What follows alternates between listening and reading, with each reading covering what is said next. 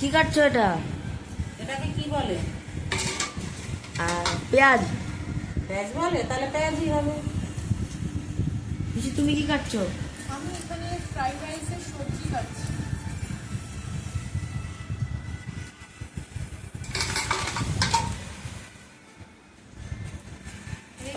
তোমার সঙ্গভঙ্গ কোথায় সব? খুব কষ্ট, কেউ নাই। কেউ নাই?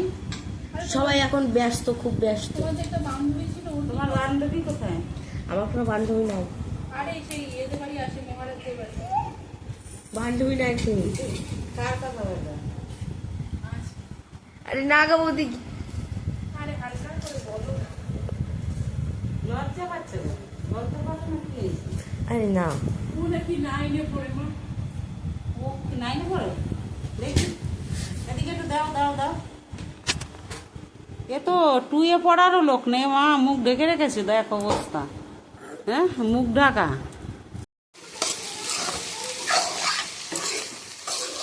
এখানে ফ্রাইড রাইসের সবজি হচ্ছে, এখানে হচ্ছে মাংস, এখানে আছে চিংড়ি মাছ, এখানে আছে রুই মাছ, এখানে ফ্রাইড রাইসের চাল ভিজিয়ে রেখেছে, সঙ্গে কাজু কিশমিশ গরম মশলা দিয়ে মাংসর আলু, ডাল, 5 রকমের ভাজি, এখানে আছে ইলিশ মাছ।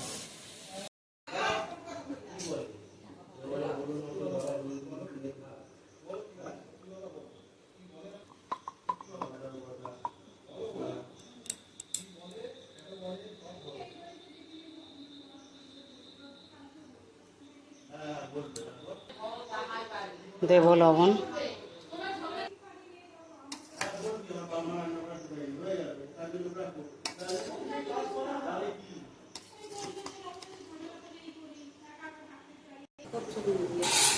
আছো কাকি? এই যে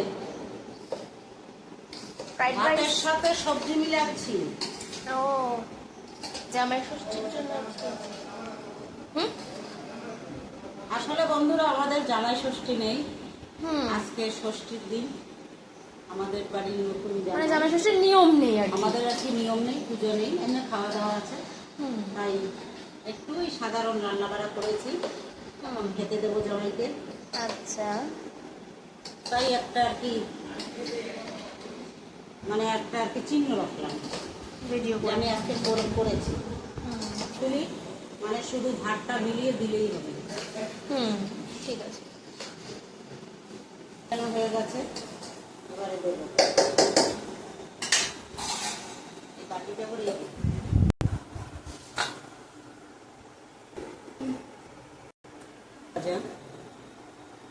কাঁকরোলটা নিজেদের গাছের, কুমড়াটাও নিজের ক্ষেতের, পটলটা বাজারের, পটলটা বাজারের।